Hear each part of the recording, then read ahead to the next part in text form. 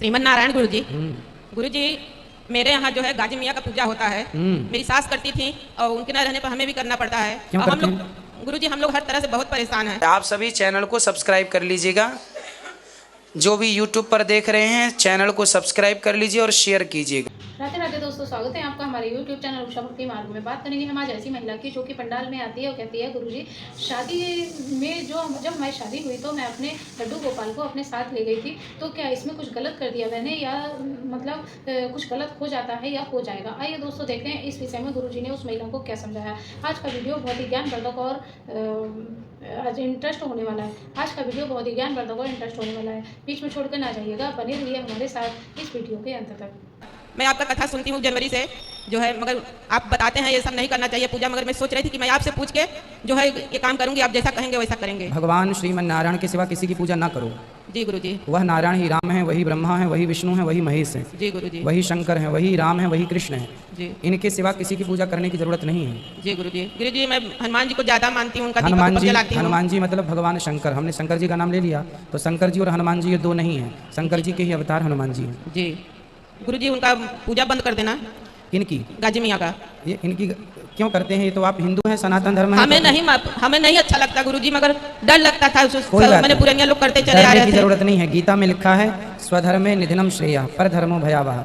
अपने धर्म में रहना चाहिए, अपने धर्म का परित्याग करके किसी दूसरे को भगवान का स्थान नहीं देना चाहिए। जी गुरु जी। भगवान भगवान है। मेरे मायके में तो हनुमान जी का पूजा होता है, बिल्कुल। स्थापित है, मगर यहाँ आके ससुराल में करना पड़ गया। कोई बात नहीं, आप सुधार कर लीजिए। हाँ जी गुरु जी। है कि आज ही मेरे घर में मुंबई में 50,000 चोरी हो गया है, लेकिन गुरुजी मैं इधर थी, पता नहीं चला मुझे। मैं आज तक किसी के साथ ऐसा बुरा की भी नहीं हूँ, लेकिन ऐसा क्यों हुआ है मेरे साथ? कई बार हम जानने पर नहीं, अनजाने में हमसे गलतियाँ होती हैं, है ना। वो अनजाने की गलतियों का दंड भी हमें मिलता है। पहली बात तो हमें सुरक्षित रखना चाहिए, घर में ताले इत्यादि व्यवस्थित लगाना चाहिए। सब ताले वाले लगाए थे गुरुजी, तोड़ के ले गए आज। कोई बात नहीं, आप उससे ना सोचो कि ले गया कोई, अब ले गया तो ले गया, वो उसके थे ले गया। अब आप अच्छे से ईमानदारी से कमाओ और व्यवस्थित रखो। गुरुजी, लड़कियां जो दीदियां कथा कर रही हैं, उन्हें कथा करने का अधिकार है, यानी श्रीमद् भागवत महापुराण से ये पूछना चाहती हूँ। भागवत जी के महात्म में ही श्लोक है। हाँ जी। विरक्तो वैष्णवो विप्रो वेद शास्त्र विशुद्धिकृत। हाँ जी। दृष्टांत कुशलो धीरो वक्ता कार्योति निष्प्रहा। जी। स्त्री ज्ञान तो दे सकती है, जी। ज्ञान देना सबका अधिकार है। जी। ज्ञान दे सकते हैं, भगवान की चर्चाएं सुना सकते जी। हैं, सब कर सकते हैं। भागवत जी की जो व्यासपीठ है, जी। यदि किसी ने संकल्प लिया है कि हमें भागवत इस कार्य की सिद्धि के लिए कराना है, हाँ जी। तो वो सिद्धि के लिए फिर स्त्री नहीं कर सकती। जी, मेरा कहने का मतलब ये है कि प्रवचन टाइप जैसे 7 दिन से हाँ, वैसे आप प्रवचन कर सकते हैं, आप भगवान की कथा सुना सकते हैं। व्यास गद्दी में संकल्पित होकर के स्त्री नहीं बैठ सकती, ये मर्यादा है। जी। है ना, शास्त्र ही मर्यादित है। देखो बहुत सारी बातें हैं। जी। अब स्त्री माना कि कोई स्त्री कथा सुना रही है, जी। हाँ। उसी समय वो पीरियड पे हो गई, अशुद्धि हो गई, तो जिस अशुद्धि में हम भगवान को स्पर्श नहीं करते, उसी अशुद्धि में हम व्यासपीठ पर बैठे रहें, जी, ये जी। एक अमर्यादा है। हाँ जी। ठीक है, इसलिए हम ही अपनी मर्यादाओं का पालन नहीं करेंगे। माता अनुसुईया क्या कम ज्ञानी थी? जी। क्या वो भागवत जी करने लग गई थी? सही बात है। हाँ। इसलिए हम ज्ञान तो दें। अनुसुईया माँ ने सीता माँ को पूरा ज्ञान दिया। जी। हाँ।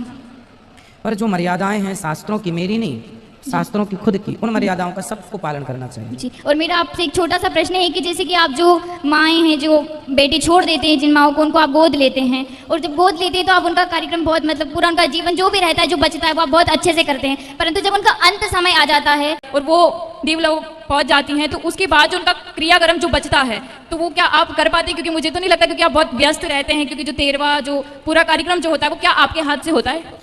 हमारे हाथ से देखो क्या है, कथा चल रही है जी। अब इसी बीच यदि किसी का भगवत धाम गमन हो गया, जी। तो उस समय जो हमारे अपने ब्राह्मण देवता हैं, जो अन्य ब्राह्मण देवता हैं, उनके द्वारा अंतिम संस्कार करा के, बाकी क्योंकि जो अंतिम संस्कार करता है सूतक मानना पड़ता है। हाँ। तो फिर भागवत जी चल रही हैं, तो सूतक में फिर भागवत जी नहीं हो पाएंगे, जी। इसलिए उनका करा के और फिर उनका 13वां पूरा बराबर और होता है। अगर उन्हीं माताओं की अगर ये मन की इच्छा हो कि आप ही स्वयं उनको मतलब वो जो अंतिम समय में जो अग्नि देते हैं, तो फिर उसका ऐसा क्या? है कि वृंदावन धाम में यदि किसी के प्राण छूटते हैं, जी। तो इस धाम में मरने वाले के लिए परम गति तो यूं ही प्राप्त हो जाती है, फिर कोई भी मुखाग्नि दे उससे कोई लेना देना नहीं। जी गुरुजी, ठीक है। राधे राधे। खुश रहिए। गुरुजी आपके चरणों में प्रणाम। गुरुजी, काल सर्प दोष का क्या निवारण होता है? बहुत बड़ी बात नहीं होती है, बहुत बड़ा दोष नहीं होता जी। हर तीर्थों में इसका निवारण हो जाता है। जरूरत नहीं है कि निवारण भी करें आप, यदि कर लें तो अच्छा है, वरना कोई बहुत ज़्यादा परेशान नहीं करता काल सर्प दोष। तो गुरुजी उसका निवारण बता दीजिए थोड़ा सा। निवारण तो आप कुछ स्थान होते हैं वहाँ जाके पूजा होती है तो वो पूजा करा देते हैं। इसलिए कि कई सारे ब्राह्मणों ने मुझे बताया है जो हाथ वाथ देखते हैं, उन्होंने बताया है कि आपको काल सर्पदोष है। तो शादी हो गई आपकी? नहीं गुरुजी। काल सर्पदोष शादी के बाद काम करता है, पहले तो काम ही नहीं करता। शादी के बाद पति पत्नी में झगड़ा उत्पन्न करता है। यदि समझदारी से चले तो फिर वो भी दोष नहीं होता। तो वो बाद का विषय है, शादी हो जाए तब करा लेना, अभी कराना, अभी करा लो, बाकी कोई बहुत विशेष दोष नहीं है। काल सर्पदोष 100 में से 95 लोगों की कुंडलियों में होता है। जी गुरुजी, पिछले साल 16 अगस्त को मेरा छोटा भाई, सबसे छोटा भाई एक्सपायर कर गया है, तो उसके नाम का पोथी पाठ यहाँ करवा दिए हैं। तो आप आपसे आशीर्वाद चाहता हूँ कि मुझे उस लायक बिहारी जी बनाएं कि आपके मुखार बिंदु से चित्रकूट धाम में कथा करवाने लायक हूँ मैं। खुश रहिए, चित्रकूट से आए। प्रणाम जी गुरु। पहला प्रश्न महाराज जी कि बुद्धि क्या खाती है, क्या पीती है, बुद्धि का स्वरूप क्या है? जैसे शरीर को चलाने के लिए हम भोजन करते हैं, पानी पीते हैं, हवा लेते हैं, वैसी बुद्धि का स्वरूप क्या है महाराज जी? क्या खाती है, क्या पीती है? और दूसरा प्रश्न है महाराज जी कि भगवान ने सृष्टि को किस उद्देश्य से बनाया है? भगवान ने इस सृष्टि को किस उद्देश्य से बनाया है? जरूर कुछ न कुछ भगवान का उद्देश्य होगा जो सृष्टि बनाया, ये जानना चाहता हूँ महाराज जी। पहले प्रश्न का उत्तर दे दें कि बुद्धि क्या ग्रहण करती है, क्या एक्सेप्ट करती है, क्या स्वीकार करती है, बुद्धि का स्वरूप क्या है? देखिए, बुद्धि हम सबके पास है। बात रही स्वरूप की, तो मिश्री की मिठास का कोई स्वरूप है? जैसे मिश्री सर्वत्र मिश्री में व्याप्त है पर उसका कोई स्वरूप नहीं है, बट है। उसी तरह बुद्धि हमारे मस्तिष्क में होती है, यहाँ से एक्टिव होती है। उसका स्वरूप कहा नहीं जा सकता कि गोल है बुद्धि के, लंबी है बुद्धि, इसलिए स्वरूप पे तो ना जाएं, क्योंकि मिश्री की मिठास का कोई स्वरूप नहीं होता। अब रही कि बुद्धि ग्रहण क्या करती है। बुद्धि यदि आपकी पवित्र है, पवित्र बुद्धि है, तो भगवान के चरणों की धूल को, भगवान के प्रेम को बुद्धि ग्रहण करती है। यदि आप शराबी हैं तो आपकी बुद्धि शराब की ओर ले जाकर शराब ग्रहण कराएगी। आप मांसाहारी हैं तो आपकी बुद्धि मांस में ले जाकर आपको मांस ग्रहण कराएगी। और आप भक्त हैं तो आपकी बुद्धि बिहारी जी के सामने खड़ा करके आंखों से आपको दर्शन लाभ का रस पान कराएगी। ये बुद्धि, सबकी बुद्धि अलग अलग है, इसलिए बुद्धि सबकी अलग अलग होती है ना, इसलिए एक परिभाषा नहीं हो सकती बुद्धि की। अब आप कहते हैं कि ईश्वर ने ये संसार क्यों बनाया? कोई तो उद्देश्य रहा होगा। हाँ, उद्देश्य है ना। भगवान का संसार बनाने का उद्देश्य ये है कि जो हम जैसे तुच्छ प्राणी हैं, हम जैसे प्राणी हैं, इस संसार में आकर के अपना कल्याण कर लें, जो चक्कर में पड़े हुए हैं। छोटा सा बच्चा खेल में रेत में बालू के ढेर में बैठ के घर बनाता है। आपने भी शायद बचपन में खेल में बालू में घर बनाया हो, रेत में बनाया जी? बनाया। फिर आप उसमें खेलते हैं। छोटा सा बच्चा एक घर बनाता है, उस घर में खेलता है, और जब जाने लगता है तो अपने हाथ से बनाए घर को मिटाकर, तोड़कर, लात मार के चला जाता है। अब मैं आपसे पूछता हूँ कि आपने छोटे से जब थे तो बालू में जो घर बनाया वो क्यों बनाया था? आनंद लेने के लिए। हाँ, जैसे आप अपने आनंद के लिए खेल खेलते हैं, ऐसे भगवान अपने आनंद के लिए संसार बनाते हैं। हम तुच्छ हैं तो हम रेत के घर में खेलते हैं, भगवान विशाल हैं तो भगवान ये सृष्टि बना बना के खेलते हैं, वो भी अपने आनंद के लिए। ईश्वर का नाम है आनंद, आनंद के आनंद भयो, वो सदा आनंद में रहते हैं। आनंद ही है ये संसार, आनंद स्वरूप है। साधुवाद। रायपुर छत्तीसगढ़ से आऊँ, हिंदी को या छत्तीसगढ़ी को बोल, आप तो जो बोल रही हो आप संस्कृत बोल रही हो क्या? नहीं, छत्तीसगढ़ी। छत्तीसगढ़िया, फिर तो बोलो छत्तीसगढ़िया सबसे बढ़िया। मैं 2000 मतलब भागवत सुना था, कभी शांति नहीं मिली। मोला भागवत सुनने के बाद बहुत शांति मिली से, घर में बहुत झगड़ा होती तहु बने हुई से, तब मोला धन्यवाद देना चाहता हूँ। तो आप धन्यवाद देने आए हैं? मतलब अच्छा, आशीर्वाद लेने आए। बिल्कुल आशीर्वाद दीजिए हमें कि हम आपको यूं ही कथा सुनाते रहें। माता पिता की सेवा करना, सास ससुर की सेवा करना, ये सब अच्छा लगी मोला भागवत। तो आपने इससे सीखा? बहुत कुछ सीखा। आप करने लगे सेवा? हाँ, सास ससुर के हर रोज प्रणाम करता हूँ, पति की सेवा करता हूँ। पति की सेवा करने लग गए? हाँ, 4:30 बजे से उठता हूँ मैं, सुबह से पूजा करता हूँ, पति भी चरण स्पर्श करता हूँ। सास अंधी है, ओकरो भी सेवा करता हूँ। अच्छा, सास अंधी है आपकी? हाँ। आप सेवा करते हैं? हाँ। ऐसी बहू भगवान सबको दे कि सास की सेवा आप करने लग गई हैं। भगवान आपका सदा मंगल करें, सुखी। भगवान तो बात करते हैं ना सपनों में। तो ये मेरा ये प्रश्न है कि मेरा एक बेटी 10 साल की है, उसके बाद दूसरे बच्चा चाहते थे, उसके बाद बहुत मतलब का पूजा पाठ करवाए, गच्छित उचित कराए, नहीं हो पाया। तो फिर एक दिन हम भगवान से बहुत प्रार्थना किए कि कहाँ पूजा पाठ में मतलब गलती हो गई कि मतलब ऐसा। तो दुर्गा माँ एक दिन सपने में आए और बोलते हैं कि पुत्री से पिछले जन्म में तुमसे एक बच्चा की हत्या हो गई है, इसीलिए मतलब विलम्ब हो रही है। फिर उसके बाद मेरे सपना टूट गए। कुछ दिन बाद और वही सपना सरस्वती माँ आए। सरस्वती माँ कहते हैं कि पिछले जन्म में तुमसे एक पुत्र की हत्या हुई है, इसीलिए मतलब विलम्ब हो रही है मतलब दूसरी बच्चे में। तो सरस्वती माँ मुझे बहुत गले उले लगाए, माथे में चुमा लिए, बैठाए गोद में। तो फिर बोले, सरस्वती माता बोले कि स्वयं तुम्हें भोलेनाथ और माता पार्वती स्वयं बचा देंगे। फिर कुछ दिन बाद भोलेनाथ और पार्वती जी स्वयं दर्शन दिए और एक पुत्र लेकर आए मेरे सामने। फिर उसके बाद मेरे गोद में दिए। फिर उसके बाद वो बच्चा मेरे ऊपर समा गए। तो मतलब क्या इसका मतलब 2 सपना हुआ कि पिछले जन्म में पुत्र की हत्या? तो सच में ऐसा हो सकता है या कुछ? बिल्कुल हो सकता है, क्यों नहीं हो सकता। तो 10 साल की मेरी बेटी, उसके बाद बहुत मैंने डॉक्टर दिखवाए, इधर उधर गई, कुछ मतलब सफल नहीं हुआ और वो सपना मिला मुझे। कोई बात नहीं, जो भगवान ने दिया है उसमें आप खुश रहिए। बेटी है ना? ठीक है, बेटी है, खुश रहिए, उसमें खुश रहिए। ठीक है, राधे राधे। और आपके लिए एक छोटा सा भेंट है, लड़की बनाई है। अच्छा, ले आइए। वाह, सुंदर। राधे राधे गुरुजी। गुरुजी, हम एक प्रश्न है कि बक्सर गंगा जी में लोग स्नान करते हैं, तो ठाकुर जी को सर पर लेकर स्नान करते हैं, कैसा ही है? ठीक है, भगवान को सिर पे लेकर स्नान करना भी कोई बुरा नहीं है। आइए, सुंदर। तो यहाँ से बनाई आपकी बेटी ने? वाह, बड़ा सुंदर बनाया। तालियां बजाइए। ये तो बड़ा सुंदर बनाया है बेटी ने आपकी, ठाकुर जी बड़े सुंदर हैं।